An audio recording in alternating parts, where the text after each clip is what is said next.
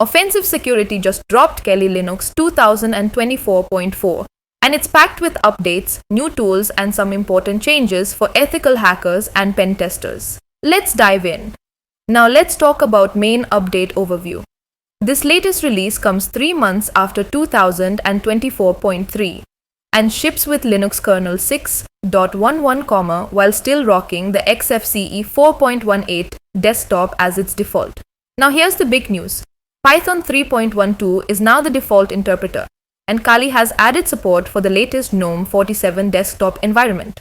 But heads up, the ICE 386 kernel and images are officially deprecated, and DSA keys in the SSH client have also been phased out. It's time to move on to more secure methods. Now let's talk about new tools. As always, Kali is all about the tools, and version 2024.4 doesn't disappoint. Let's check out what's new. Number 1. bloodyAD, a powerful tool for Active Directory privilege escalation. Number 2. HexWalk, your go-to hex analyzer, editor, and viewer. Number 3. OpenSH Client SSH1, a secure shell client for the legacy SSH1 protocol. Number 4. Proximoth, a control frame attack detection tool.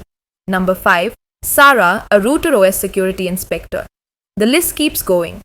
There's also WCVS, a web cache vulnerability scanner, and XSRF probe, an advanced toolkit for CSRF audits and exploitation.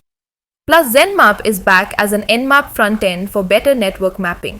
Other notable additions include: Number 1. Certi for ADCS certificate requests. Number 2. Chainsaw for hunting Windows forensic artifacts. Number 3. FindDomain, a lightning-fast domain recognition tool. Number 4. LinkedIn 2 username, perfect for generating username lists from LinkedIn. Number 5.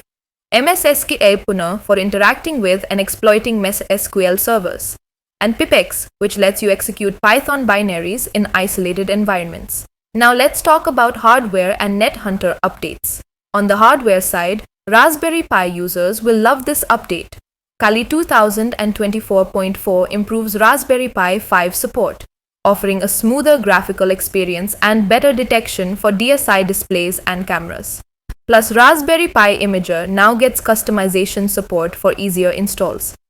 For mobile hackers, the Kali NetHunter platform is bigger than ever. It now supports 100 devices, with new additions like the Realme X7, Max 5G, Xiaomi Mi 9 Lite, and Mi CC9. They've also improved support for devices like the Nokia 6.1, Realme C11, and Xiaomi Pocophone F1.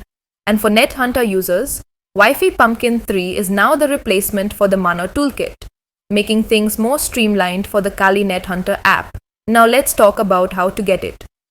If you're ready to try it out, you can grab Kali Linux 2024.4 from the official website.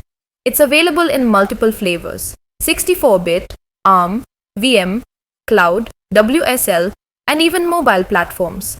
And if you're already running Kali, no need to reinstall. Just update with these simple commands: sudo apt update and then sudo apt full upgrade. That's it for this release of Kali Linux. What do you think of the new tools and updates? Drop your thoughts in the comments below, and don't forget to like and subscribe for more Linux updates. Thanks for watching and happy hacking.